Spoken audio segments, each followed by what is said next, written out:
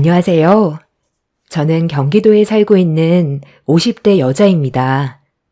아직까지 저희 가족은 작년에 있었던 안 좋은 기억들이 그대로 남아 있어 시댁과 거리를 두며 살아오고 있었는데 상처 줄 건 다 줘놓고 이제 와서 잘 지내보자고 손을 내미는 모습이 너무 속보이더라고요.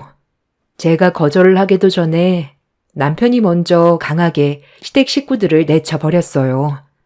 아마 저희 가족에게는 오랜 시간이 필요할 테지만 평생 영 끊고 살아가지 않을까 생각됩니다.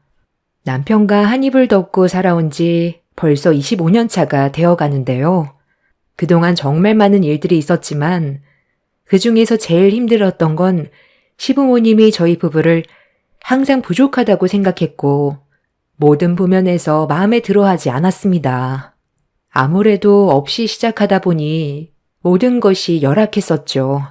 그래도 젊음 하나로 열심히 살아오다 보면 분명 시부모님도 저희 부부를 인정해 주실 줄 알았는데 전혀 그렇지 않았습니다. 저희 부부의 시간이 흐른 만큼 형님 집안에도 변화가 있었는데 아주버님은 시부의 사업을 이어받았던 터라 어렵지 않게 많은 걸 물려받을 수가 있었어요. 금전적으로 여유가 있다 보니 시부모님이 저희 부부를 무시하는 모습을 그대로 똑같이 따라했었죠. 시부는 장남인 아주버님이 사업을 책임지고 이끌어야 한다면서 작은 아들인 저희 남편한테는 조금의 기회도 주지 않았습니다. 오로지 아주버님만 감싸고 돌았었죠. 그런 차별이 어렸을 적부터 있었던 터라 남편은 항상 자존감이 많이 떨어져 있었어요. 제대로 된 지원조차 받지 못하고 살아왔던 불쌍한 남편은 부모님께 인정을 받으려고 악착같이 두 발로 뛰었고 어느 정도 자리를 잡을 수 있었지만 시부모님 눈에는 한참 부족해 보였는지 좋은 말도 해주지 않았습니다. 똑같은 자식인데 왜 이렇게 차별을 두는지 이해할 수 없었는데 남편의 말로는 어렸을 적 아주버님과 남편이 개울가에서 놀다가 남편이 깊은 물에 빠진 적이 있었는데 그때 아주버님이 남편을 구하려다가 같이 물에 휩쓸렸었고 남편은 겨우 빠져나올 수 있었지만 급류에 휩쓸렸던 아주버님이 뒤늦게 구출이 되었지만 사경을 헤맬 정도로 위급한 상황이 있었고 겨우 목숨을 건지게 되자 집안의 장남인 아주버님이 두 번 다시 돌아오지 못할 뻔했던 안 좋은 기억들 때문에 남편을 상당히 안 좋게 보고 있었어요. 어렸을 적 일이었고 한참 지난 과거인데 세월이 지나서까지 아주버님만 감싸고 도는 시부모의 행동은 잘못된 것 같아 이 문제로 꽤 오랜 시간 마찰이 있었습니다. 남편도 상처가 많다 보니 마음의 문이 닫혀버렸고 시부모님한테 보란 듯이 잘 사는 모습 보여주기 위해 악착같이 살아왔었지만 시부의 사업도 그만큼 커진 상태라 저희가 발전된 모습은 눈에 들어오지도 않아 보였어요. 그리고 아주버님은 시부모님한테 아들, 손자들을 안겨준 반면 저희 부부는 딸, 손녀를 안겨줘서 그것 또한 비교하며 마음에 들어하지 않았었죠. 이런 여러 가지 복합적인 상황들로 인해 시부모님은 저희 부부를 마음에 들어하지 않았고 저희도 그냥 잘하려고도 하지 않았어요. 해야 될 도리만 하면서 살아왔습니다. 그런데 사람의 감정이라는 게 안 좋은 마음을 계속 품게 되면 그만큼 증오심이 점점 커지잖아요. 저희도 처음에는 잘하려 했지만 상처받고 지낸 시간이 많다 보니 시댁 식구들에게 안 좋은 감정이 터져 나오게 되었고 꽤 크게 얼굴을 붉히면서 싸우게 되는 일이 있었습니다. 그날 오랜 기간 참아왔던 모든 감정을 전부 다 쏟아내게 되었죠. 정말 너무들 하시네요. 이 사람도 어머님 뱃속에서 똑같이 10달 품어 나왔는데 과거에 그런 일 한 번 있었다고 지금까지 이런 식으로 대놓고 차별하는 게 가족으로서 맞는 거예요? 이럴 거면 저희도 이제 그만 찾아올게요. 더는 연락도 하지 마세요. 제가 이 사람한테 듣기론 그때 아주버님이 깊은 물 쪽으로 밀어서 생긴 문제였다면서요. 그래서 아주버님이 이 사람 구하려다가 생긴 사고였는데 이게 왜 이 사람한테만 탓이 있다고 죄를 돌리는 거죠? 어렸을 적부터 물을 싫어했다고 그러는데 아주버님이 강제적으로 밀어 넣었다면서요. 모든 원인 제공은 아주버님이 했는데 이 사람한테 모든 잘못을 떠넘기는 건 정말 잘못된 행동인 거죠. 이제라도 이 사람 그만 차별하세요. 다른 가족들은 서로 챙겨주고 잘 지내려고 노력하는데 저희는 얼굴만 보면 상처되는 말만 주고받으면서 사는 거 더는 못 견디겠어요. 계속 이런 식으로 살 바엔 차라리 얼굴 안 보고 사는 게 서로에게 좋지 않겠어요? 저희도 이제 너무 지쳤어요. 너희들이 뭘 얼마나 했다고 연을 끝내만내 하고 있어? 과거가 어찌됐든 우리 큰아들이 죽을 뻔했던 건 사실이고 저놈은 어렸을 적부터 워낙 소극적인 성격을 가지고 있었기 때문에 내 뱃속에서 나왔지만 마음에 드는 구석이 하나도 없었다. 내 배 아파 낳은 자식이라 해서 똑같은 대우를 해줄 순 없더라. 10손가락 깨물어서 안 아픈 손가락도 있는 법이야. 동서도 이제 그만 좀 해. 얼굴 볼 때마다 불만투성이면 뭐 어쩌자는 거야. 서방님이 잘했으면 이런 문제가 있었겠어? 아버님 어머님이 마음에 안 들어 하는 이유가 있으니까 그런 거 아니겠냐고. 차별한다고 불만을 먼저 가진 것보다 본인들의 행동이나 되돌아보지 그래. 어차피 얼굴 볼 때마다 이런 식이면 차라리 얼굴 안 보는 게 낫지. 어머님, 이럴 바엔 그냥 영 끊고 지내는 게 좋지 않겠어요? 어차피 저희가 이득되는 건 아무것도 없잖아요. 동서도 그걸 원하는 거지? 네. 어차피 이런 대우받느니 저희도 이제 그만 오려고요.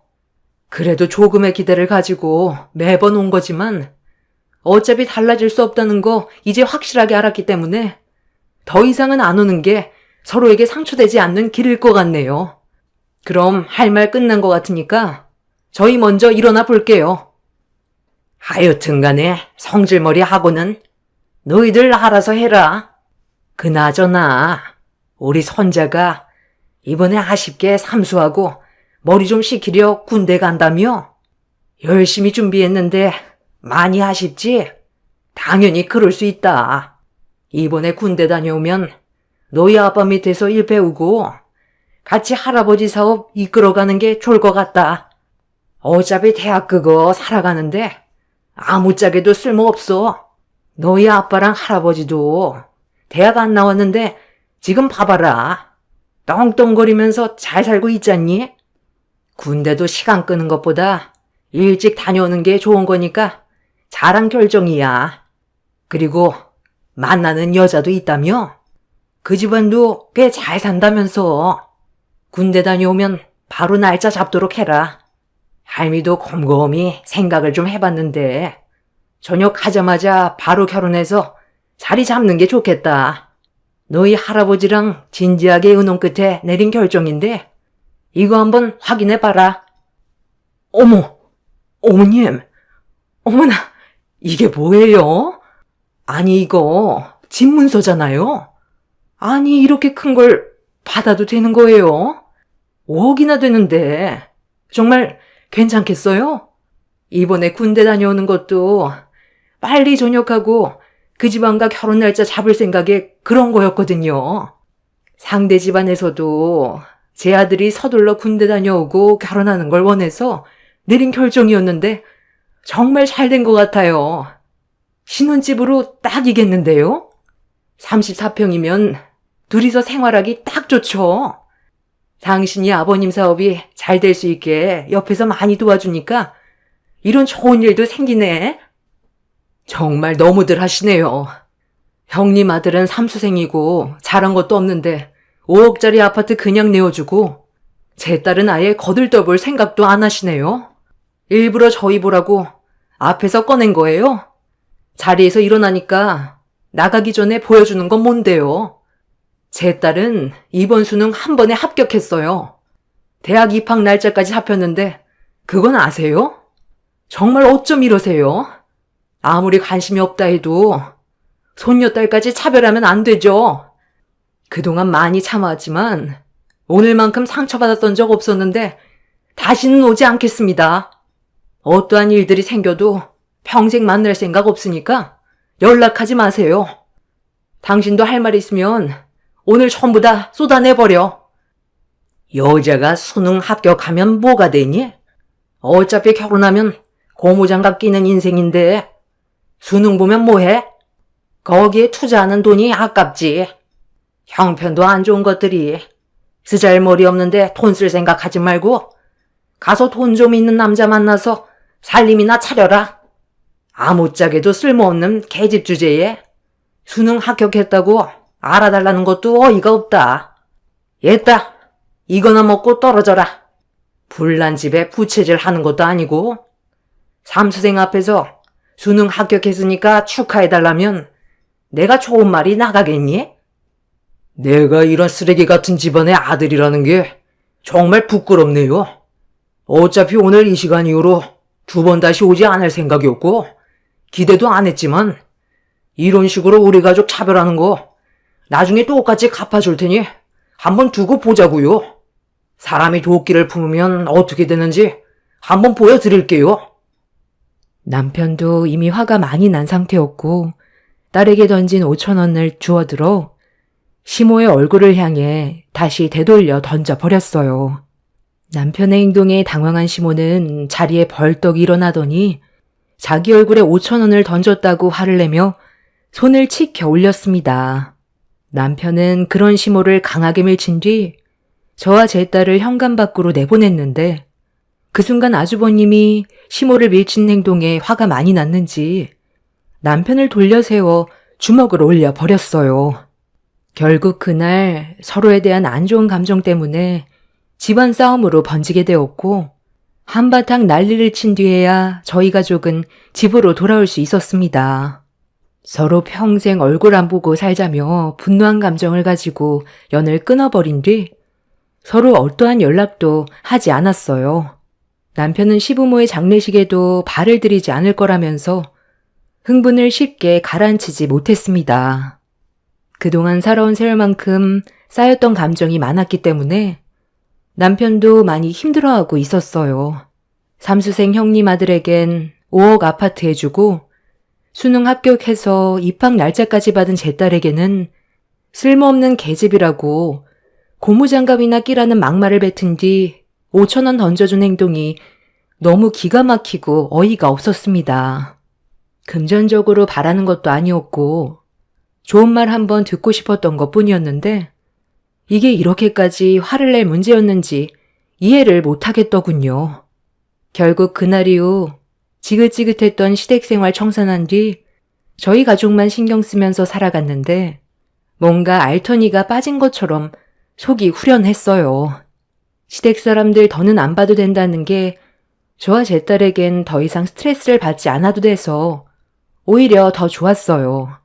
남편도 악연을 끊어낸 이후 심적 안정을 되찾았고 저희 가족은 앞으로 있을 행복만을 위해 열심히 살아왔습니다.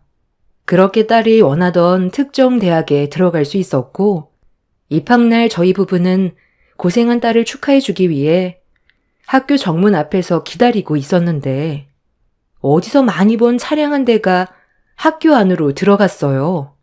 그리고 차에서 내린 사람들의 얼굴을 보는 순간 저희 부부는 순간적으로 놀라 뛰어갔네요. 여긴 갑자기 왜 온 거예요? 다른 볼 일이 있어서 온 것 같진 않고 제 딸한테 볼 일이 있어서 온 것 같은데 연락도 없이 무작정 찾아오면 어쩌자는 거예요?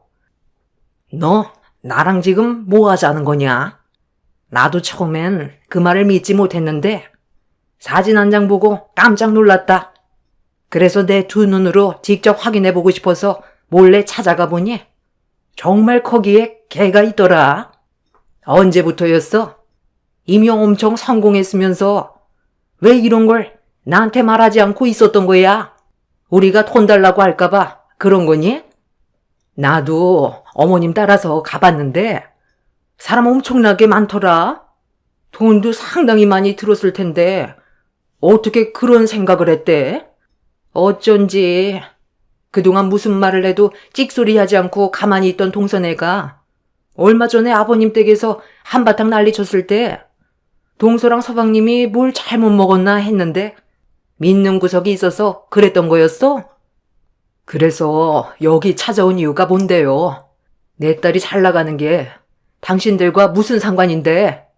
내 딸 입학식 망칠 생각하지 말고 당장 돌아가.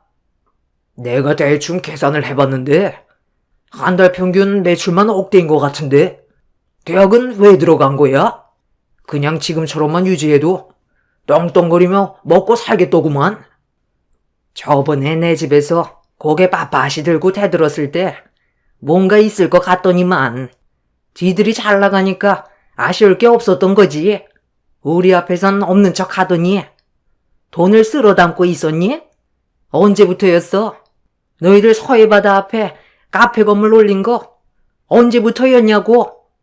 하루에 손님만 기본적으로 1000명 단위로 오던데 그동안 얼마나 벌고 있었던 거야? 너희들 우리 회사랑 계약해라.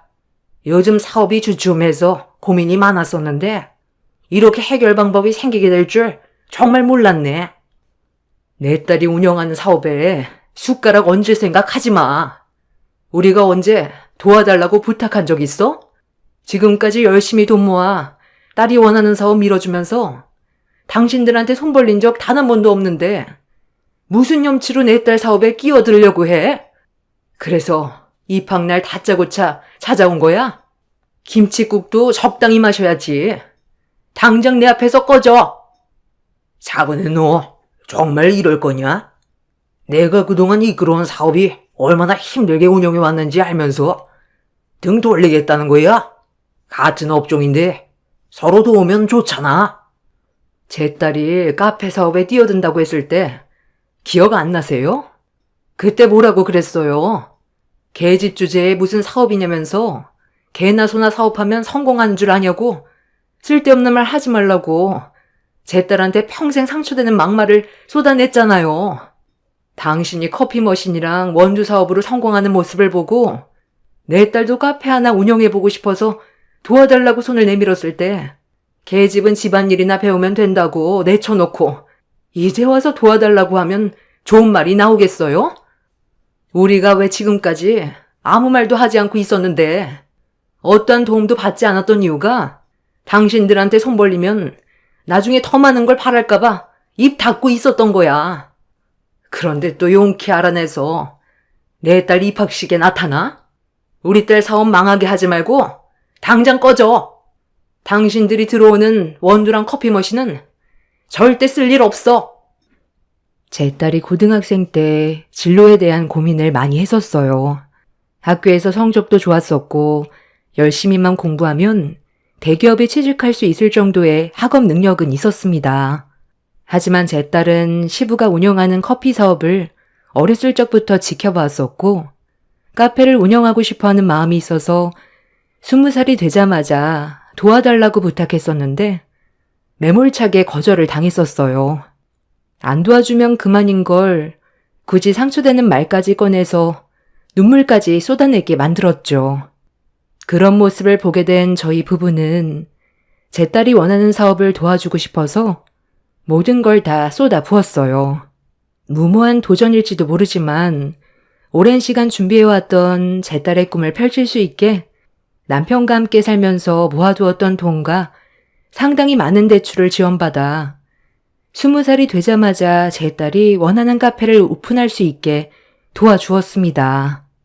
누구나 그렇듯 처음부터 잘 될 순 없기에 어려움이 많았지만 딸의 노력이 헛되지 않았다는 걸 시간이 지나면서 점점 결실로 맺게 되었고 입소문이 퍼지면서 그 지역의 관광 상품으로 빠르게 자리를 잡게 되었습니다. 그 지역을 가게 되면 꼭 들려야 되는 관광 코스로 만들어지기까지 2년이라는 시간이 흘렀고 제 딸은 거기에서 멈추는 게 아닌 계절별로 사람들이 좋아할 만한 카페 분위기를 만들어 갔어요. 그 결과 한 달 매출은 억대로 올라가게 되었죠. 제 딸이 시부의 도움을 받아 사업을 시작했다면 커피 머신과 원두 같은 걸 지원받아 좀 더 수월하게 진행할 수 있었겠지만 단호하게 거절하면서 상처되는 말들을 퍼부었을 때 제 딸이 품게 된 도끼가 이런 결과를 가져오게 만든 것 같습니다. 제 딸의 사업이 성공적으로 잘 되고 있다는 걸 굳이 제 입으로 알리고 싶지도 않았어요. 그런데 사업이 커지게 되자 많은 손님들이 제 딸의 카페에 들리게 되면서 시모의 지인분들 중 제 딸의 얼굴을 알고 있던 분이 시모에게 이런 사실을 알리게 되었고, 전혀 예상하지 못한 말을 듣게 된 시모는 가족들을 데리고 제 딸의 카페를 몰래 찾아가게 된 거였어요. 그리고 두 눈으로 모든 걸 확인하게 되었고, 주춤하고 있던 시부의 사업을 다시 일으켜줄 수 있는 절호의 기회인 것도 알게 되었던 거죠. 그래서 딸의 입학날 찾아와 숟가락을 얹으려 했던 거였네요. 딸이 카페를 운영하면서 본인이 부족한 점을 채우기 위해 조금 늦었지만 원하는 대학에 들어가려고 수능을 보게 된 거였고, 좀 더 전문적인 절차를 밟아가기 위해서 제가 제빵 커피과에 입학을 하게 되었습니다.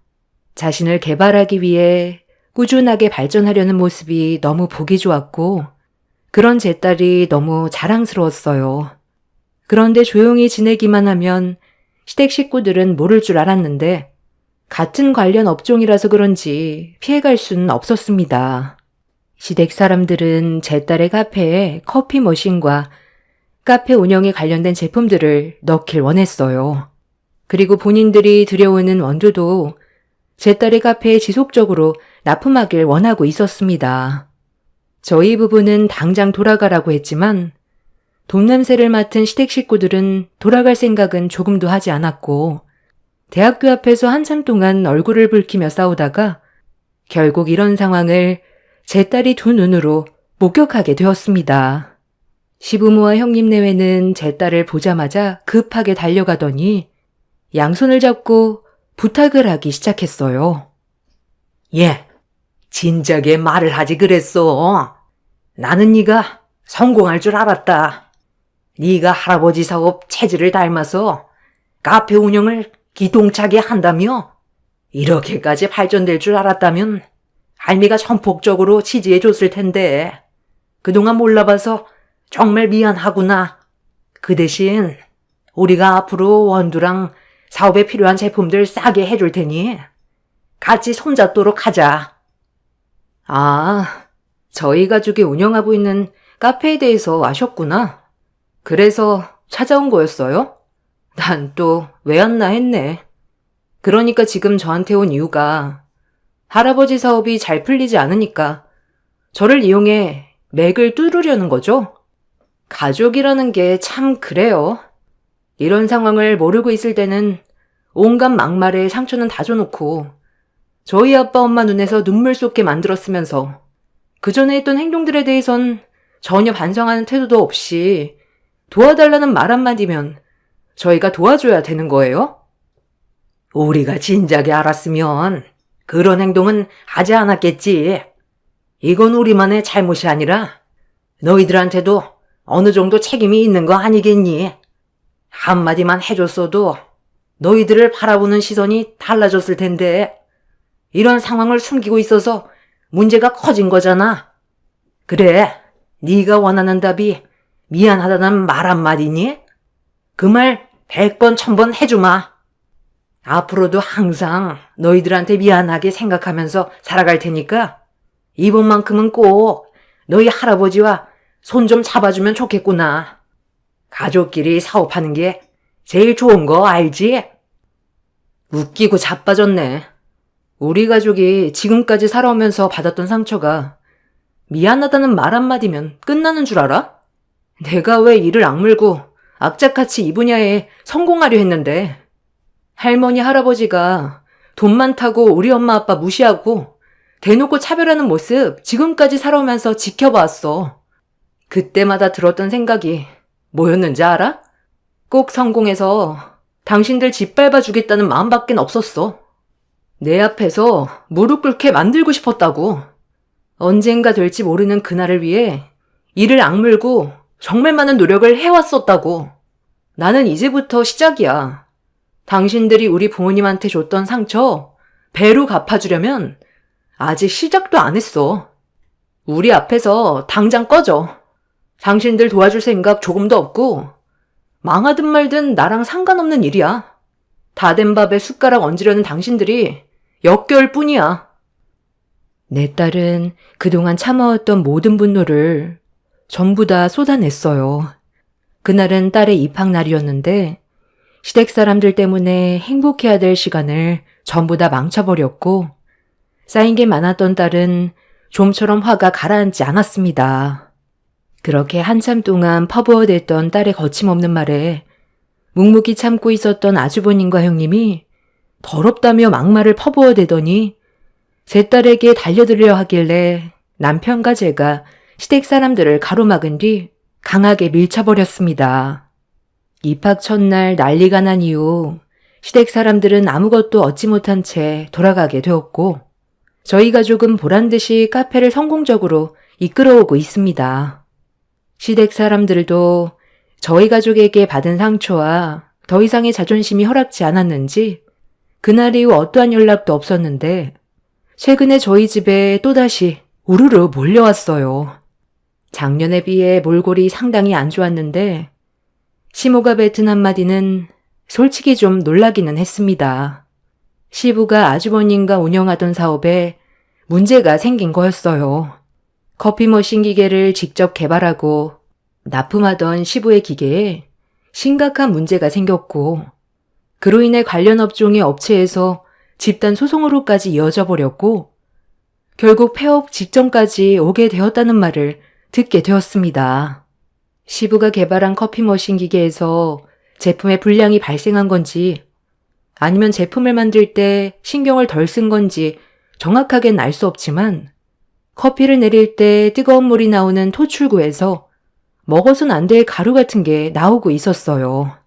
이런 상황을 뒤늦게 알게 된 시부가 서둘러 수습을 해야 했는데 이미 납품한 물건에 대해서 회수 조치를 하지 않고 방치하는 바람에 알루미늄 가루 같은 게 커피와 함께 섞여 나왔고 그 커피를 마시게 된 손님들의 신체에 문제가 생긴 거였어요. 어떤 분은 가벼운 증상인 반면 또 다른 손님은 문제가 심각해질 정도로 상태가 극심한 상황이었습니다. 이 문제로 막대한 손해배상 소송을 당하게 된 시부는 가족들을 데리고 저희 집을 찾아온 거였어요. 폐업을 막기 위해 시부가 만든 제품을 제 딸이 운영하는 카페에 드리고 싶다는데 제 딸의 사업이 망할 수도 있는 심각한 문제가 일어난 제품을 어떻게 받아주겠어요. 당연히 단칼에 거절하게 되자 시댁 식구들이 저희 가족 앞에 무릎을 꿇었습니다. 그리곤 한다는 말이 폐업을 하게 되면 다른 지역에 있는 카페 하나를 줄 수 있겠냐고 물어보더라고요. 제 딸이 카페 하나를 최근에 더 늘렸는데 그걸 또 어떻게 알았는지 먹고 살 수 있게 길을 만들어 달라며 눈물로 호소했지만 딸은 그런 시댁 식구들의 모습을 보더니 그대로 등을 돌려 버렸습니다. 남편과 저도 상대하고 싶지 않아 더 이상 대꾸하지 않고 현관문을 닫아버렸습니다. 나중에 정확하게 알고 보니 삼수생이었던 형님 아들이 시부의 사업을 도와주기 위해 제품 만드는 걸 같이 했었는데 그때 절대적으로 지켜야 될 부분들을 건너뛰었고 대충 만들어서 사태가 심각해진 걸 알 수 있었습니다. 형님 아들은 군대를 갔지만 이런 심각한 문제를 고스란히 떠안게 된 시댁 식구들은 결국 막대한 손해를 보게 되었고 결국 시부가 그동안 이끌어왔던 사업이 순식간에 안 좋은 소문으로 퍼지게 되면서 결국 폐업 위기에까지 오게 된 거였어요. 아마 회복은 힘들 것 같다는 소식을 접하게 되었는데 만약 제 딸이 시댁 식구들의 부탁을 받아들이고 커피 머신을 들여놓았다면 제 딸의 사업에까지 피해를 볼 수도 있었던 정말 심각한 상황이었습니다. 한순간의 잘못된 선택으로 제 딸의 인생까지 망칠 뻔했었는데 그때 단호하게 행동한 건 잘한 결정이었던 것 같습니다. 저희 부부가 오랜 시간 동안 받았던 상처들에 비하면 그 사람들이 받을 고통은 아직까지 멀었다고 생각해요. 밑바닥까지 내려가고 숟가락 한번 뜰 수 없을 정도로 어려워져야 깨닫는 게 있을 것 같습니다. 평생 시댁 식구들에게 도움의 손길을 주지 않을 거고 저희 가족끼리 서로 의지하면서 보란 듯이 열심히 살려고요. 그래야 그 사람들도 깨닫는 게 있겠죠. 제 사연 들어주셔서 감사합니다. 안녕하세요. 저는 40대 여자입니다. 최근에 좋은 추억 하나 만들어서 사연을 신청하게 되었습니다.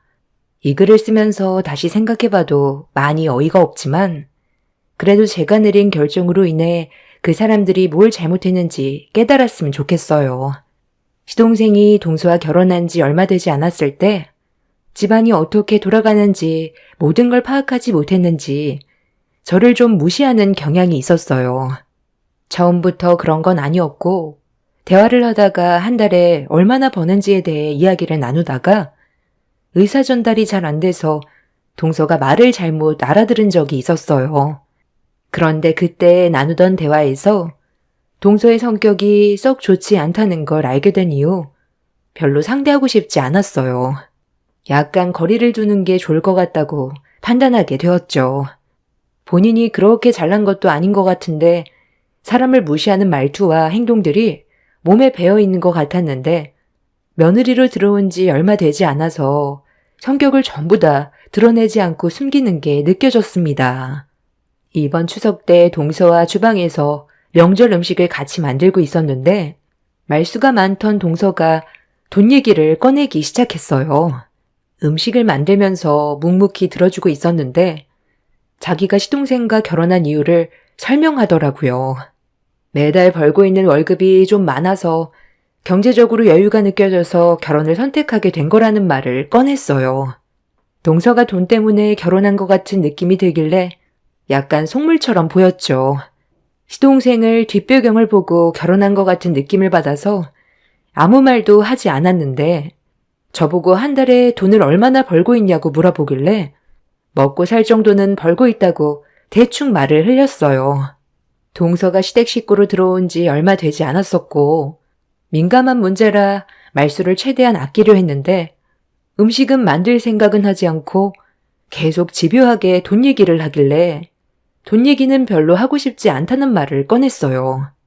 동서는 원하는 답이 나오지 않아서 기분이 많이 안 좋았는지 말수가 확 줄어들더니 묵묵히 음식만 만들었습니다.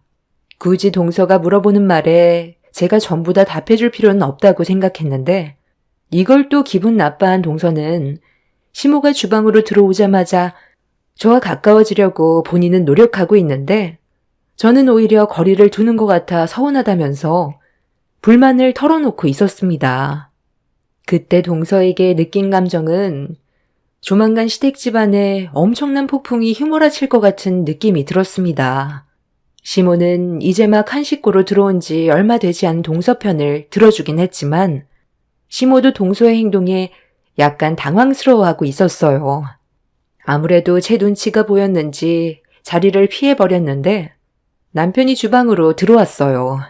식사 준비가 언제 끝나는지 살펴보려고 들어왔다길래 음식 준비가 거의 다 되어간다며 남편과 대화를 나누는 모습을 뒤에서 지켜보더니 갑자기 남편한테 질문을 던지기 시작했어요. 재수씨, 그런 말은 실례 아닌가? 방금 한 질문에 대해선 굳이 설명해줄 필요는 없다고 생각하는데 그러는 재수씨는 얼마나 대단하길래 그런 질문을 해요? 아우, 아주버님, 너무 열을 올리신다. 궁금하면 물어볼 수도 있는 거죠. 저는 형님 돈벌이가 얼마나 되는지 궁금해서 물어본 건데 이게 화낼 문제예요? 이 사람 한 달에 80만 원 벌어요. 제 밑에서 용돈벌이 하고 있는데 이제 됐어요? 그런 재수씨는 얼마나 잘 벌길래 이 사람 난처하게 그런 걸 물어봐요? 네? 80만 원이요? 아니, 100도 아니고 한 달에 80만 원 용돈벌이 한다고요? 집 근처 아무 데서나 일해도 한 달에 80만 원은 넘게 벌 것 같은데.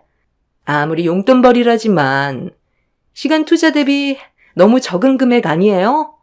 그래서 형님이 말을 아꼈던 거구나. 저는 돈을 꽤 많이 벌어서 숨기고 있는 줄 알았는데 그게 아니었던 거네요? 동서는 그래서 무슨 말이 하고 싶은 거야? 나에 대한 돈벌이가 동서한테 중요한 이유가 뭔데? 굳이 그걸 알아야 될 필요가 있어? 개인 집안 문제를 동서가 알아서 도움이라도 주려고? 서로 예민한 부분은 세세히 묻지 않는 게 예의지. 내가 대충 알기론 동서가 서방님과 결혼하자마자 사직서를 냈다면서? 그건 제가 그만두고 싶어서 사직서를 낸 게 아니에요. 다른 좋은 직장을 알아보려고 잠깐 쉬고 있는 것뿐이지만 그래도 회사 다닐 땐 형님보다 많이 벌었어요. 어찌됐든 지금은 일을 하지 않는 백수라는 거잖아. 서방님이 벌어는 돈으로 먹고 사는 거면 적은 돈이라도 용돈벌이로 하는 내가 더 나은 거 아니야? 전에 나보다 돈을 많이 벌었어도 동서가 지금은 백수인 것처럼 나도 그만한 이유가 있으니까 이 정도로 만족하면서 살고 있는 건데 너무 꼬치꼬치 묻지 마. 오늘 무슨 날인진 알고 있지? 아버님 시장하시겠다. 빨리 서두르자. 제가 한 말에 대해 기분이 많이 상했는지 동서는 표정 관리를 하지 못하고 있었습니다. 그래도 해야 될 말은 해야 앞으로 조심할 것 같아 솔직하게 동서의 행동에 대해 지적을 했어요. 그렇게 명절 이후 동서는 말수가 상당히 적어졌고 본인도 어느 정도 실수를 인정하는 것처럼 조심스럽게 행동하길래 저도 너무 선을 그은 것 같아 기분을 풀어주려고 먼저 말을 붙였어요. 동서가 꿍에 있으면 가족들 전체가 불편함을 느끼게 되고 그렇게 되면 안 좋은 일이 생기게 될까봐 손윗 동서로서 제가 먼저 다가갔어요. 몇 마디 붙이니 한동안 말수가 없었던 동서는 기분이 조금씩 풀리기 시작했는지 점점 말이 많아졌고 다시 밝은 분위기로 이어지는 줄 알았는데 그날 사람은 쉽게 변할 수 없다는 걸 알게 되었습니다.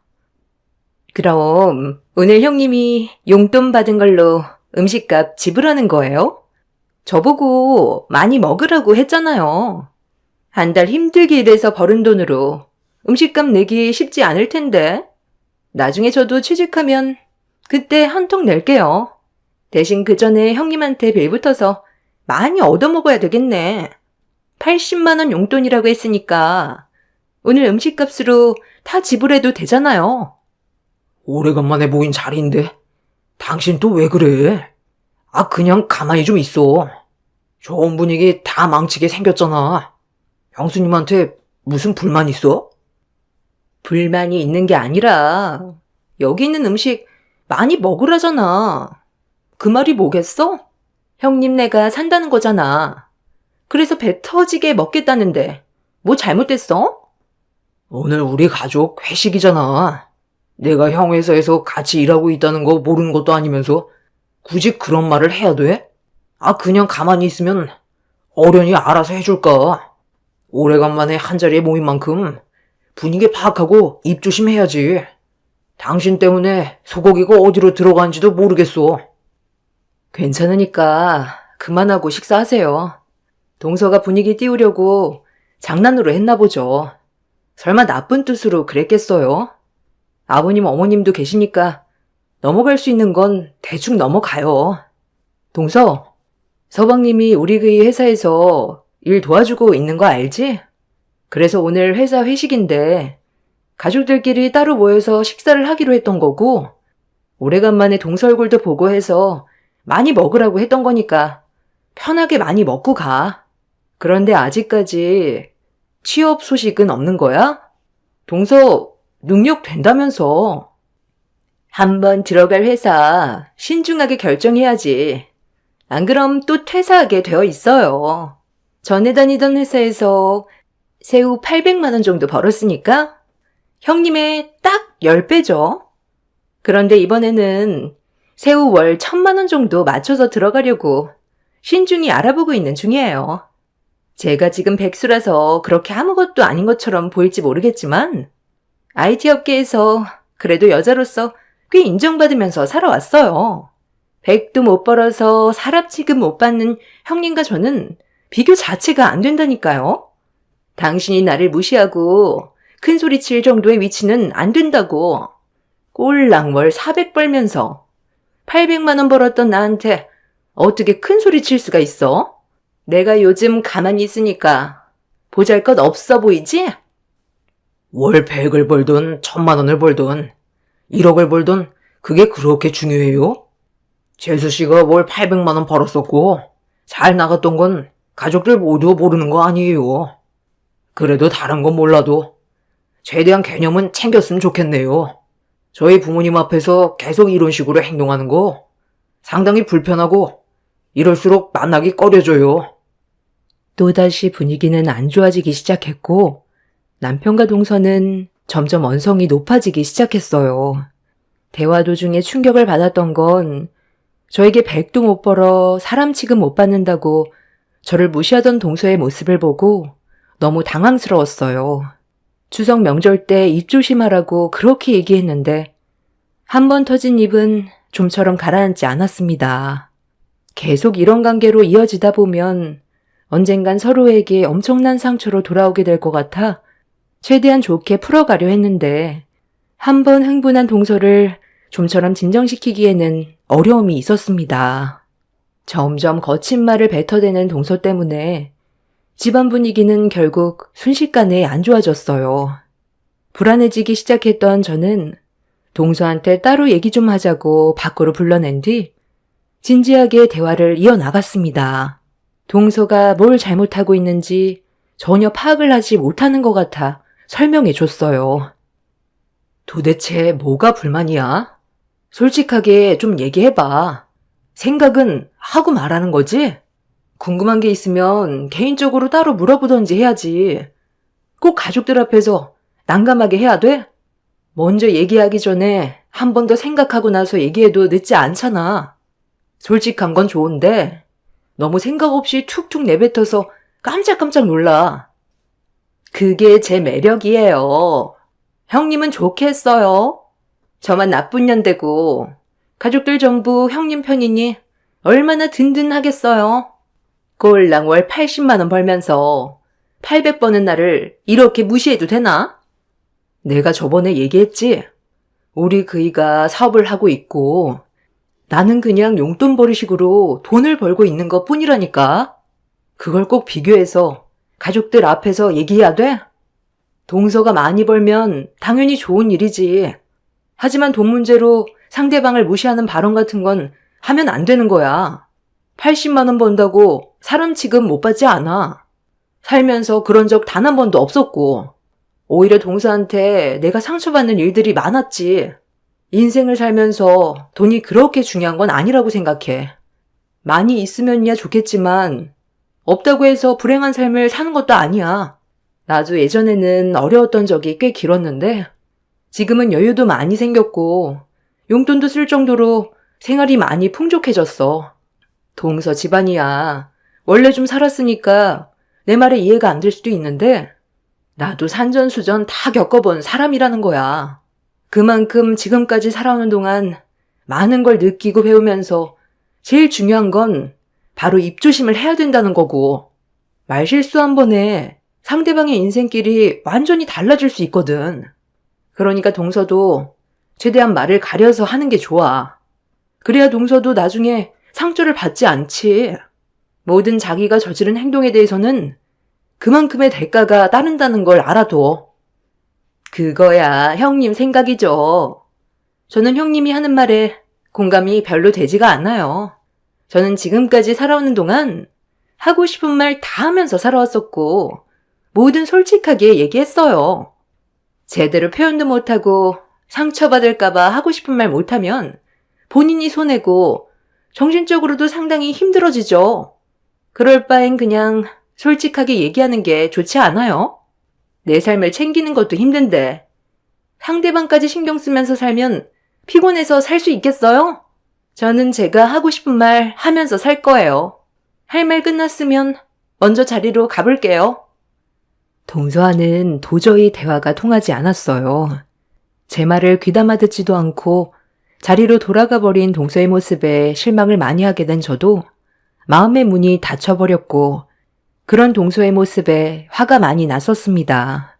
그래도 인생 선배인 제가 최대한 좋게 설명을 해주고 가족의 구성원이 되었으니 잘 지내보고 싶은 마음에 기분 나쁜 것들이 있어도 그냥 넘어갔는데 동서는 배려해주고 있다는 것도 모른 채 막무가내로 행동하기 시작했어요.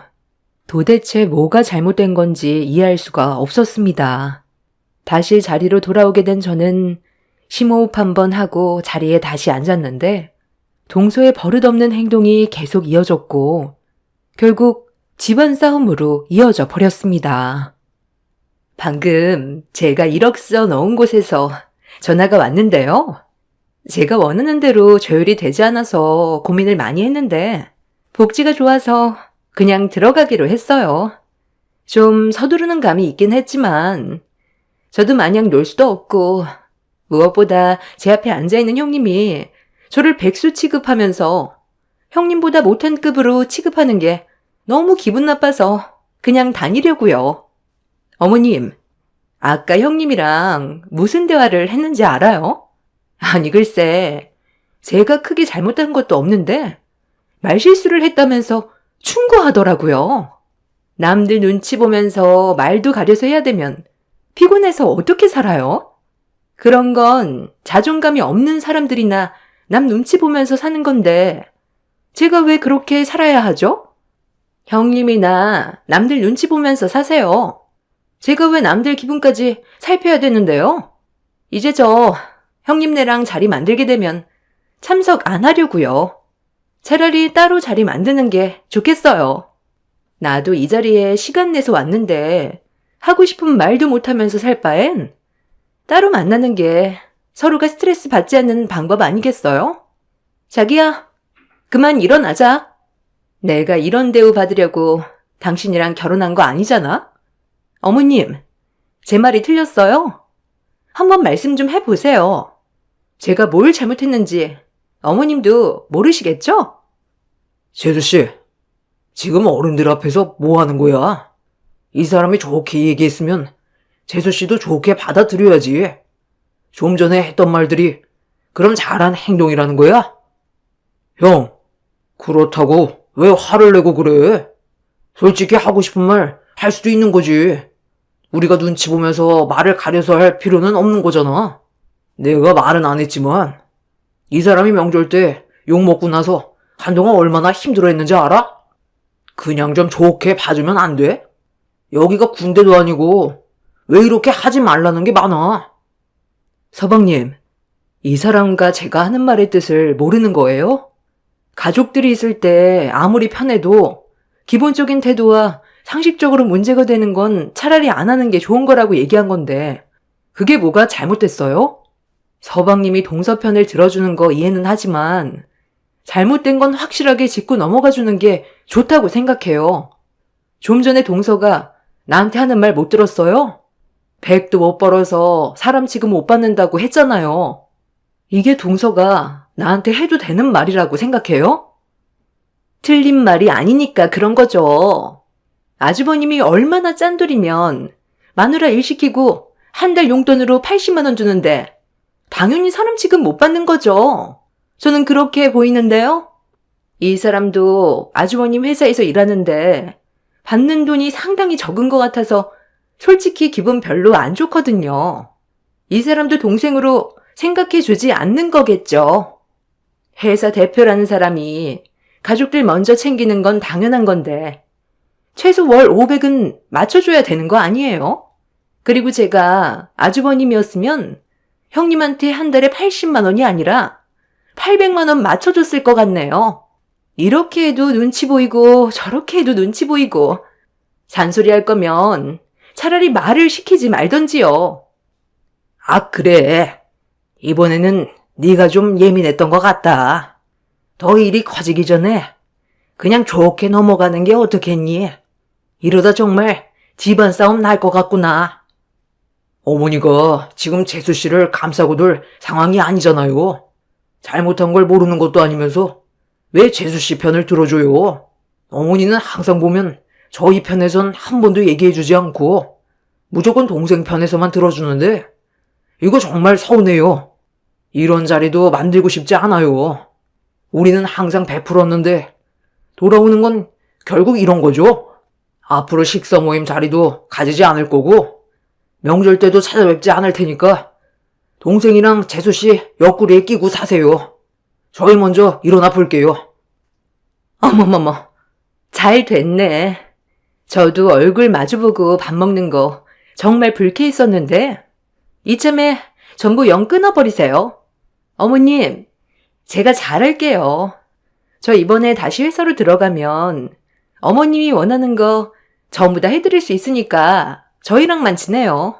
어머님도 저번에 저한테 그러셨잖아요. 형님 눈치 보여서 말도 제대로 못한다고요. 아주버님이 사업하면서 버는 돈으로 용돈 타서 쓰니까 하고 싶은 말도 못하고 있었죠? 제가 용돈 드릴게요. 그냥 인연 끊어버리세요. 스트레스가 만병의 근원이래요. 당신도 거지 같은 회사 때려치우고 당장 나와. 다른 곳에서도 그 정도 월급 충분히 받을 수 있잖아. 그렇게 사는 게 훨씬 속 편하지 않겠어? 말 나온 김에 내일 바로 나와. 나도 정말 더러웠는데 이참에 잘 됐네. 나 여기까지만 할게. 형 회사에 다니는 동안 정말 불만 많았거든? 월급도 쥐꼬리만큼 주고 나보다 늦게 들어온 직원들이 어떻게 나보다 월급을 많이 받을 수가 있어? 이건 너무 불공평하잖아. 차라리 다른 회사에 들어갈 테니까 내일 바로 대사 처리해줘. 서방님, 회사 다니면서 그렇게 상황 파악이 안 됐어요? 서방님이 우리 회사에서 제일 일 못해요. 다른 회사에 들어가면 이 정도 월급 맞춰줄 수 있을 것 같아요? 아무리 가족이라 해도 회사 안에서는 엄연한 규율이 있는 거예요. 다른 직원들이 월등하게 일을 잘하는데 서방님 월급만 올려주면 직원들이 뭐라고 생각하겠어요? 경쟁에서 이기려면 먼저 열심히 해야죠.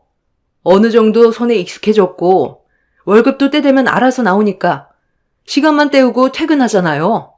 저희가 안 보는 것 같아도 뒤에서 모든 걸 다 보고 있어요. 회사 안에서는 눈과 귀가 있는데 어떻게 서방님 월급만 올려줄 수 있겠어요? 퇴사하겠다고요? 그렇게 하세요, 그럼.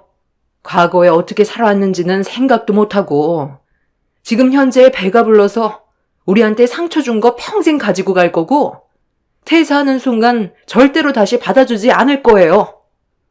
시아버지는 저희 부부와 동선의 눈치를 보느라 아무 말도 못하고 있었고 시모는 저희 편에 서서 한마디 얘기해주지도 않고 모든 잘못이 저희 부부한테만 있다고 동선의 편을 들어줬어요.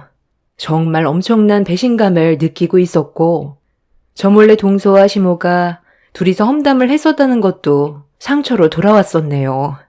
아무리 생각을 해봐도 저희 부부가 뭘 잘못했는지 모르겠더라고요. 그날 한바탕 난리를 치고 집으로 돌아온 뒤 남편과 이 문제에 대해 한참 동안 대화를 나눴는데 남편의 결론은 그냥 영 끊고 저희 가족만 챙기는 걸로 결정을 내렸습니다. 베풀어봤자 돌아오는 것도 없는데 뭐하러 가족들과의 관계를 유지하냐면서 너무 큰 실망을 했다고 더 이상 조금의 미련도 없어 보였어요. 저도 남편의 의견에 적극적으로 따랐고 시동생은 동서의 말대로 저희 회사에서 퇴사를 하게 되었습니다. 시동생이 다른 직원들보다 많이 뒤떨어졌지만 그래도 가족이라서 품고 갔었고 월급도 다른 직원들 말 안 나오게 조금씩 올려줬었어요. 그럼 하는 만큼 따라줘야 하는 건데 당연하게 생각하는 시동생한테 너무 실망스러웠었죠. 남편은 반도체 부품 회사를 운영하고 있는데 시동생은 생산직 업무를 맡고 있어요. 출근해서 퇴근할 때까지 하루에 기본적으로 맞춰야 될 물량이 있는데 항상 70%까지만 맞춰놔서 남편한테 몇 번이나 한 소리 들은 적이 있었는데도 시동생은 동생이라는 이유로 회사를 편하게만 다니려 하고 있었어요.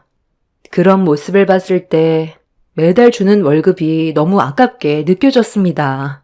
그런데 본인 입으로 퇴사하겠다는 말을 입 밖으로 꺼내는 순간 그 말이 너무 반가웠어요. 본인의 능력은 생각 안 하고 돈이 적다고 생각한 시동생이 다른 회사에서 한번 겪어봐야 정신을 차릴 것 같았습니다.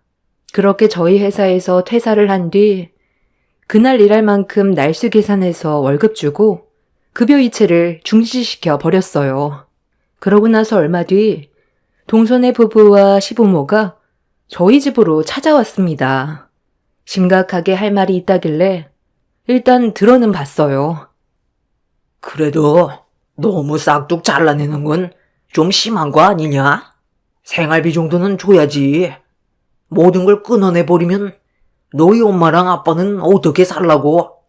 꼭 이렇게까지 해야 되겠어? 왜요? 잘난 서방님이랑 동서가 있잖아요.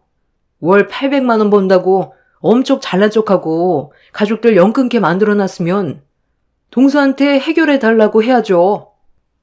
아, 그게요. 이 사람이 들어가려던 회사에서 갑자기 말을 바꾸는 바람에 거절을 당했어요. 다른 직원들은 들어오는 것만도 감사하게 생각하는데 이 사람은 바라는 게 너무 많다고 다른 직원 채용하는 게 좋겠다며 다른 회사 알아보라 하더라고요.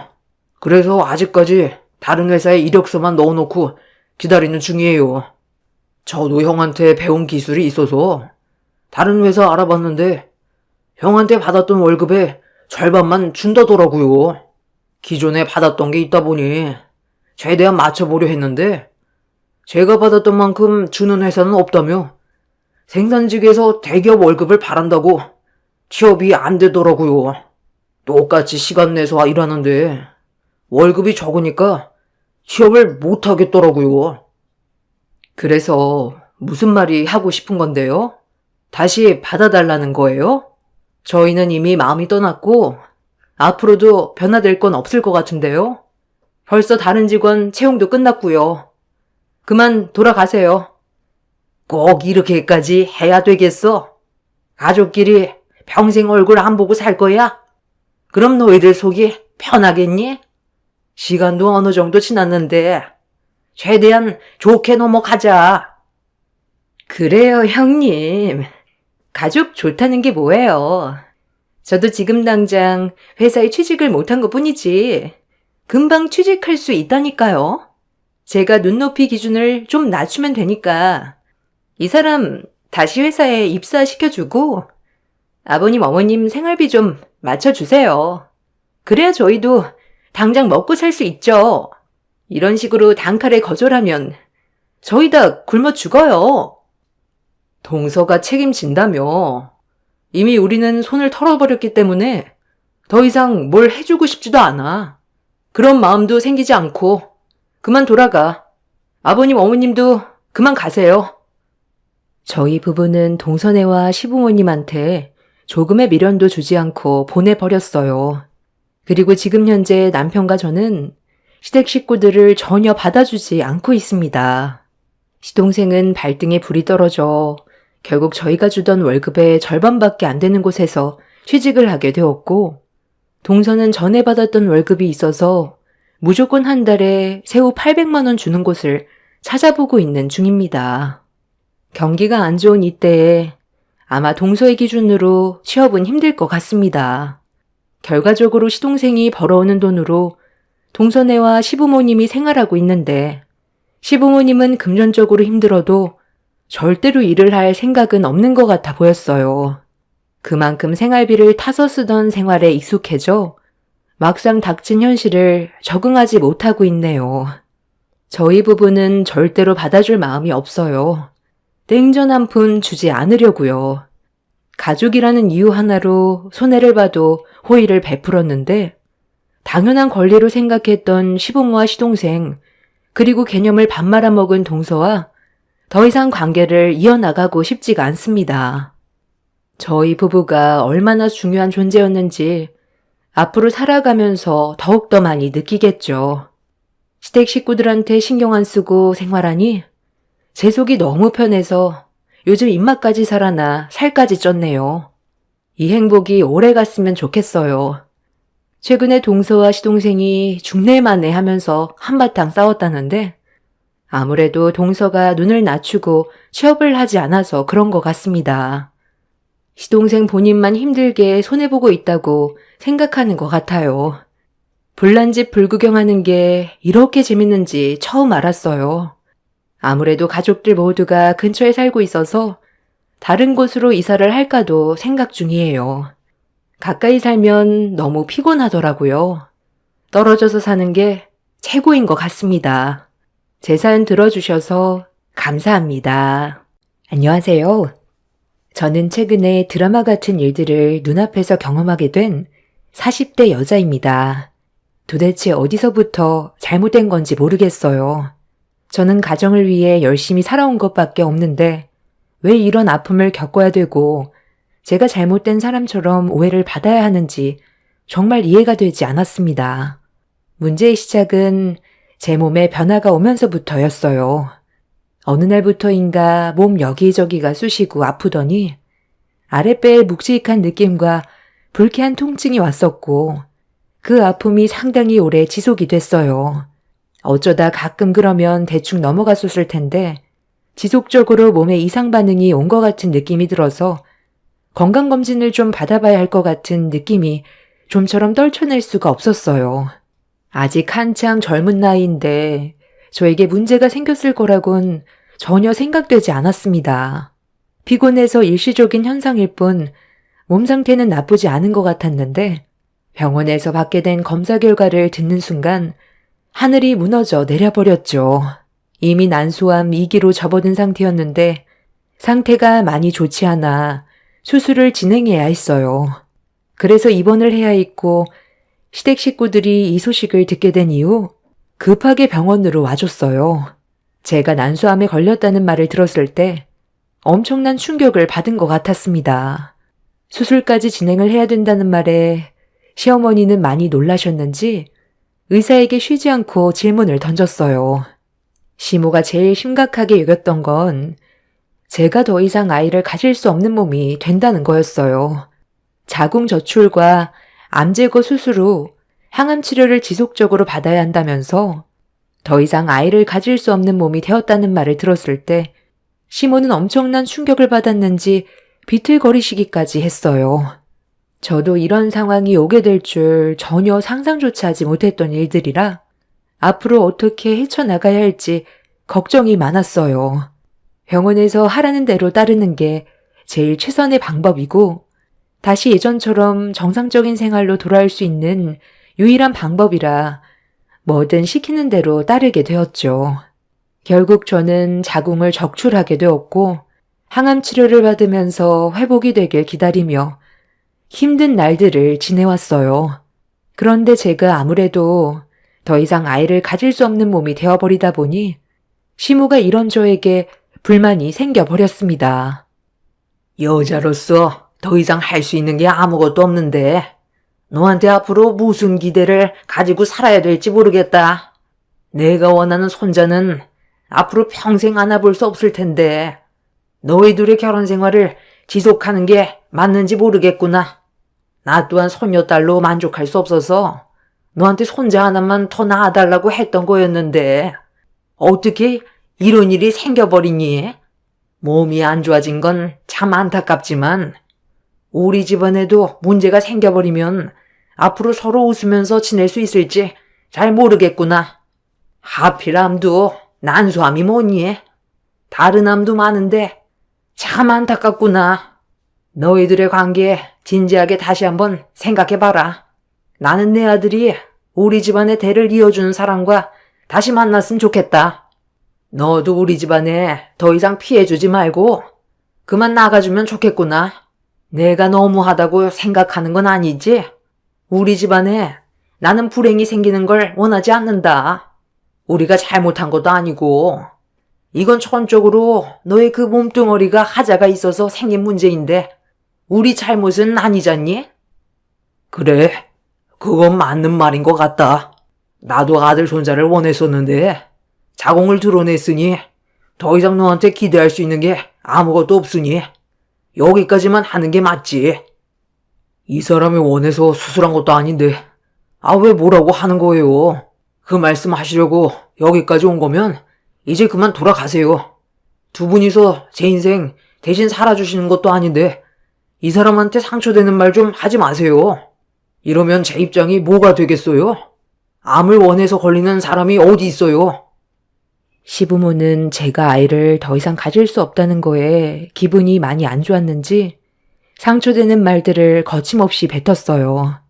대를 이어야 하는데 저에게는 더 이상 기대를 할 수 없으니 제가 필요 없는 존재처럼 여겨지고 있던 거였죠.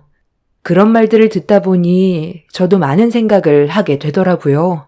정말 피해를 주고 있는 것 같아 남편과 부부 생활을 지속할 수 있는지 그런 것들을 고민하기 시작했고, 항암 치료를 받는 동안 남편한테도 눈치가 보여 마음이 많이 무거웠습니다. 이혼이라는 게 쉬운 문제는 아니었지만 병원에 입원해 있는 동안 시부모님이 지속적으로 찾아오면서 가해지는 압박이 정신적으로 많이 버겁고 힘이 들었네요. 그렇게 암 제거 수술을 하고 나서 항암 치료를 6번 정도 받아왔는데 다행히 몸에 남아있던 암이 눈에 띄게 줄어든 걸 확인할 수가 있었습니다. 몸은 점점 정상으로 돌아오고 있었지만 아이를 가질 수 없는 몸이라는 건 변함이 없었기 때문에 심적으로 많이 힘들었어요. 5살밖에 안 된 제 딸을 돌봐주시던 엄마는 제 몸만 신경 쓰라면서 많은 걸 도와주셨지만 매번 병원으로 찾아온 시모는 남편과 언제 이혼할 거냐는 말밖에 하지 않길래 서운했던 저도 결국 감정이 터져 버렸어요. 내 아들 인생, 너 때문에 더 이상 망치는 거 보고 싶지 않다. 이제 곧 퇴원한다면서 병원에서 지낸 시간이 1년이나 넘어가는데 이제는 결정해야지. 어머님이 무슨 말씀하시는지 충분히 이해하고 있어요.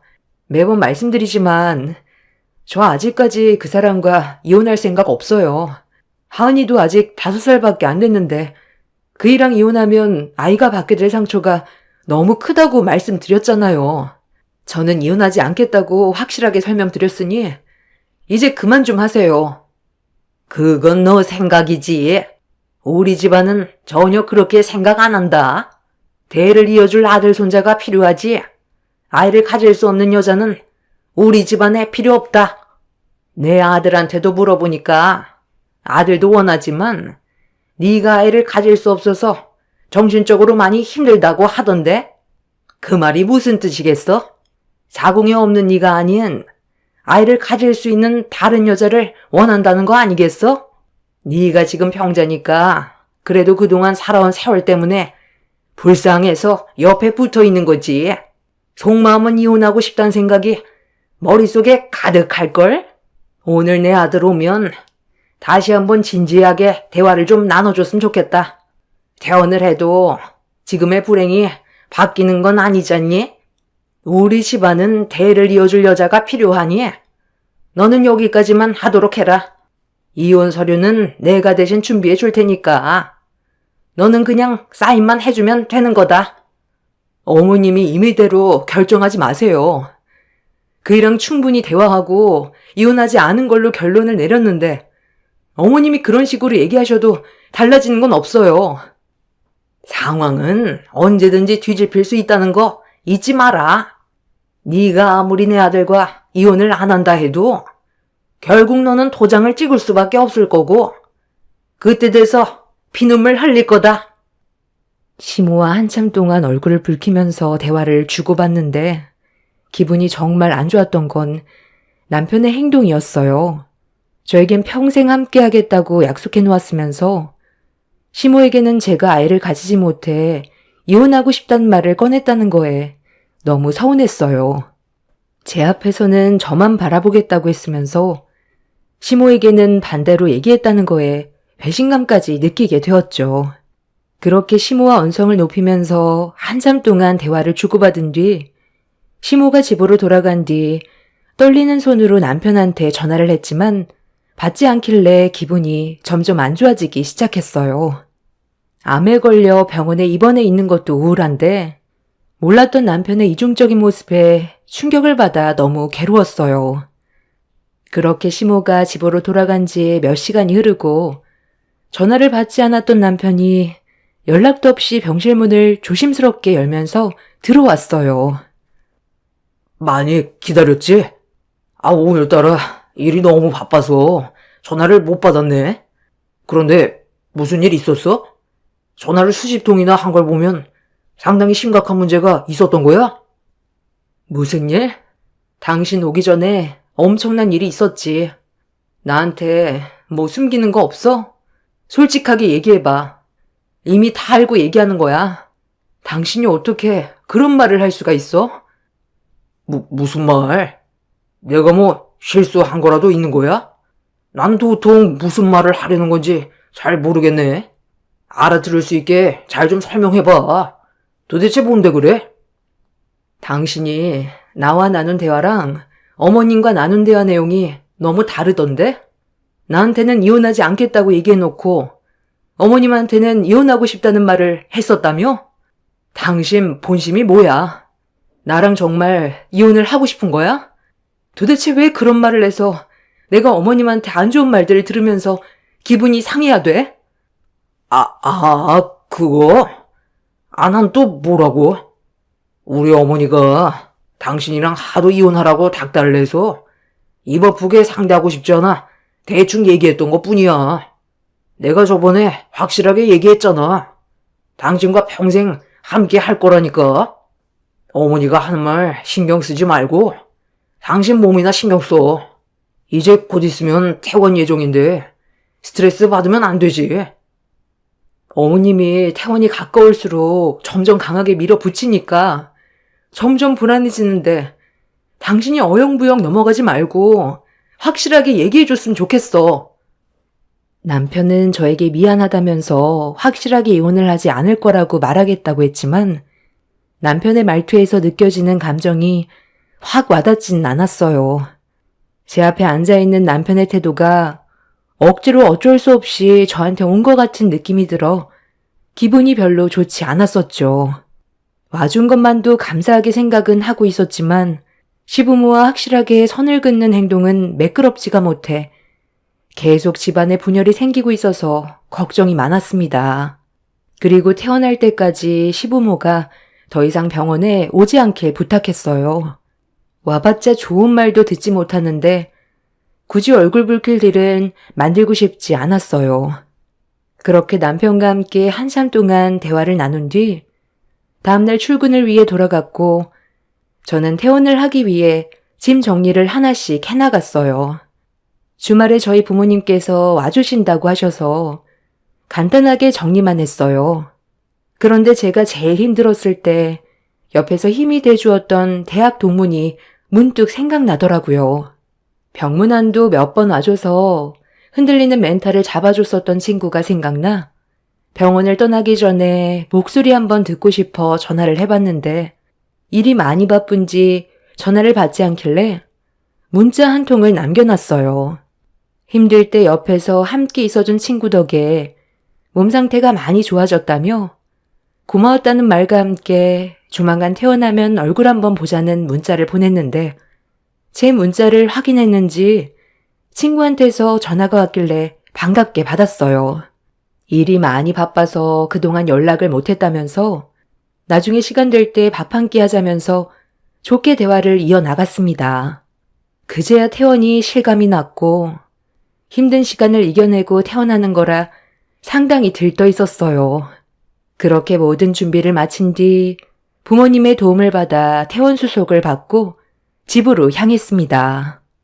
언제 퇴원할 거라는 말을 남편한테 하지 않아서 제 얼굴을 보면 많이 놀라 있을 것 같아 서프라이즈로 나타나려 했는데 그날 예상치 못한 일이 터져 버렸습니다.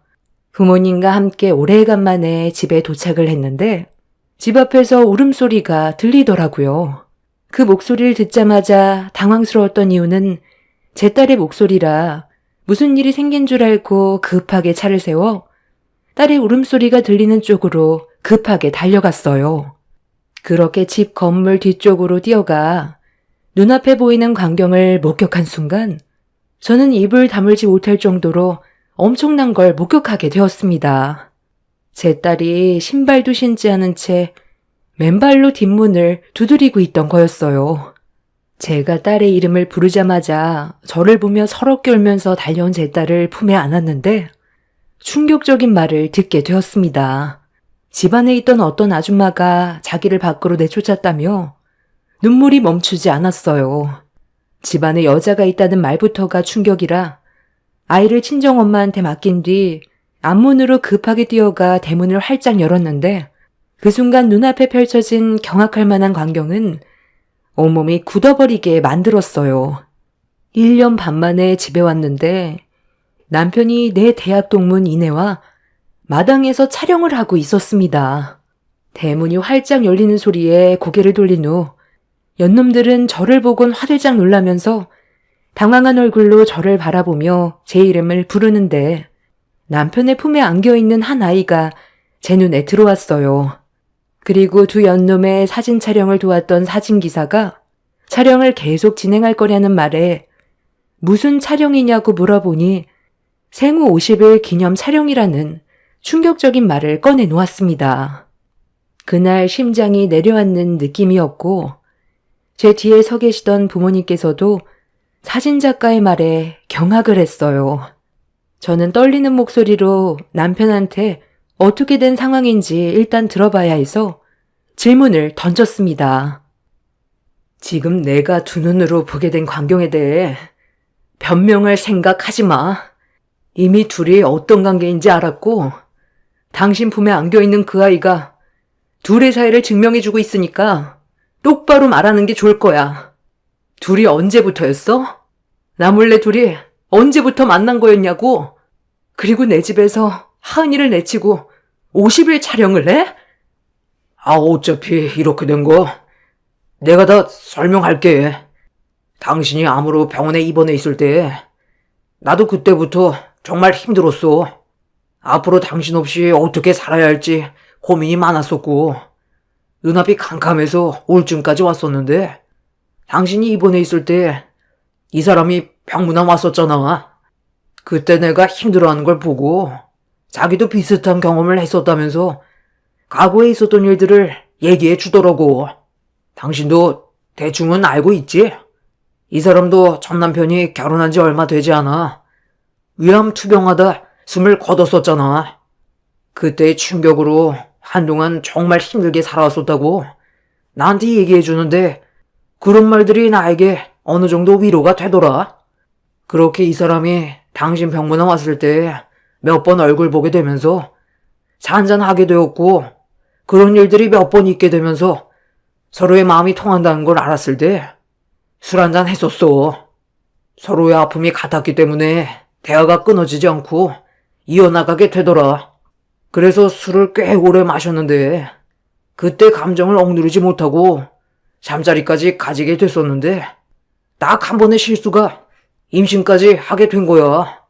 그래서 당신이 병원에 입원해 있는 동안 이 사람은 우리 집에서 생활하게 된 거였고 출산까지 했던 건데 당신이 오늘 오겠다고 연락만 했어도 여기에서 50일 촬영은 하지 않았겠지. 그리고 하은이가 오늘따라 촬영하는데 계속 방해를 하길래 잠깐 나가 있으라고 한 것뿐이지 내 친구는 아니니까 너무 흥분하지 말고 이왕 이렇게 된 거 좋게 넘어가는 걸로 하자. 나도 당신을 좋게 보내고 싶지. 상처 주고 싶은 마음 전혀 없었어. 너희들이 어떻게 나한테 이럴 수 있어? 그래도 내가 제일 믿었던 사람들인데 병원에 입원해 있는 동안 나 몰래 둘이 눈 맞아서 이런 일까지 꾸며? 내 저택에서 내 딸을 내치고 50일 촬영을 하고 있었는데 지금 나한테 좋게 넘어가자는 말이 나와? 내가 저번에 얘기했잖아. 나 곧 태어나게 될 것 같으니까 당신이 우리 딸 좀 잘 보살펴달라고 했었을 때 뭐라고 그랬어? 걱정하지 말라면서 당분간 일도 쉬기로 했었다며. 내 병간호 해주려고 휴직계 냈었다면서 그게 전부 다 전염 뱃속에서 나온 아이 때문에 그런 거였니? 내가 암에 걸렸다니까 그만 살고 싶었어? 기회는 이때다 하고 이내한테 씨를 뿌린 거야? 나도 원했던 거야. 전 남편이 너무 갑작스럽게 떠나서 나도 몇 년간 힘들었었고 아이를 가지기도 전에 떠나버렸는데 이 사람과 대화를 하다 보니 나와 너무 잘 맞았고 이 사람과 똑 닮은 아이를 낳아주고 싶었어. 솔직히 너는 완치 판정받고 태어난다지만 껍데기만 여자지 더 이상 여자 고시를 못하잖니? 시부모님이랑 이 사람이 원하는 아들 못 낳아주잖아. 나는 대신 낳아줬고 새 와이프 새 며느리로 인정받았다고. 너랑은 대우 자체가 달라. 어차피 이렇게 된 거 깔끔하게 이혼하고 너는 너 삶 찾아서 떠나. 이 사람 집안에서 너를 거부하는데 굳이 붙어 있을 필요 없잖아. 여기 마당이 이뻐서 50일 촬영만 하고 돌아갈 생각이었어. 이미 내 집에서 살림까지 차렸으니까 너는 그냥 위자료 받고 갈 길 가라. 나한테도 어렵게 찾아온 이 기회 놓치고 싶지 않아. 전혀 상상하지도 못했던 두 연놈들의 추악한 행동을 더는 용서할 수가 없었고 몸 상태가 좋지 않은데도 눈앞에 보이는 광경에 이성을 잃어버려 남편한테 달려들었어요. 저희 부모님께서도 화가 머리끝까지 올라왔는지 남편과 대학 동문 친구의 머리채를 잡아 사정없이 바닥으로 내려쳐 버렸습니다. 마당은 순식간에 아수라장이 되어버렸고 사진작가는 문제가 커질까봐 중간에서 말렸지만 소용이 없었습니다. 결국 사진작가는 경찰에 신고를 했고 한바탕 몸싸움이 벌어진 뒤에야 경찰들이 마당 안으로 뛰어 들어왔어요. 저희 아빠한테 한바탕 주먹질을 당한 남편의 얼굴은 만신창이가 되어 있었고 대학 동문 친구는 저와 엄마에게 머리채를 잡혀 한 움큼 뜯겨 있었습니다. 그런데 정신 나간 남편이 본인이 잘못한 건 생각도 안 하고 경찰들 옆에 붙어서 저희 아빠한테 대들기 시작했어요. 속이 끓어오른 아빠는 가만두지 않겠다며 몽둥이를 주워들어 남편을 향해 뛰어들었고 저희 엄마도 또다시 대학 동문에게 달려들었습니다. 경찰들이 힘겹게 말리면서 중재를 하는 동안 저는 극도의 스트레스를 받아서 완벽하게 낫지 않은 아랫배에서 통증이 시작돼 벤치에 앉아 두 연놈들을 노려봤어요.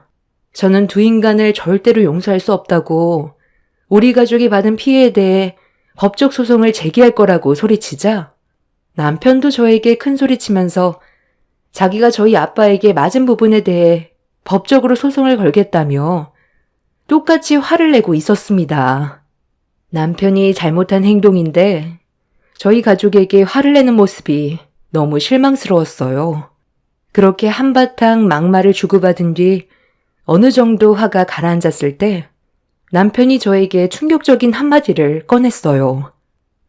애도 못 가지는 네가 여자냐?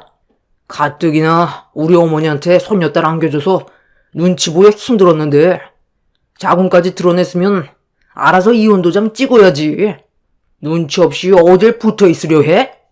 내 나이가 몇인데 남은 인생 안 걸린 너한테 내 인생을 허비해야 되겠냐? 나도 우리 부모님이 원하는 아들 손자 안겨주고 싶고 사랑받으면서 살고 싶지. 병자 떠안고 맨날 안 좋은 말 들으면서 살고 싶지 않아. 위자료 좋아하시네. 내가 너한테 위자료를 받아야 될 상황이야. 뭘 잘났다고 노려보고 있어? 그동안 이혼 안 해주고 너한테 붙어 있었던 이유가 뭔지 알아? 혹시 모르잖아. 암이 재발돼서 더 이상 가망이 없으면 너는 곧 죽을 테고 그럼 이 집이랑 재산 전부 다 내게 될 텐데 뭐하러 이혼을 해줘? 우리 부모님은 그런 재산보다 이 사람 사이에서 태어난 아이가 우선이라고 서둘러 이혼하라고 했는데 그렇게 되면 내가 너무 손해보는 길이잖아? 그래서 이혼 안 해주고 있었던 거야. 그런데 지금은 완전히 마음이 바뀌었다. 너랑 이혼하고 나도 소송 걸어서 내 인생 피해본 거에 대해 위자료 청구할 거야.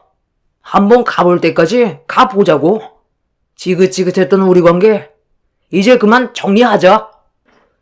남편의 말에 화가 난 저는 말리는 경찰들을 뿌리치고 달려들려 했지만 경찰들이 남편한테 다가가지 못하게 만들어서 제 분노를 분출하지 못했어요.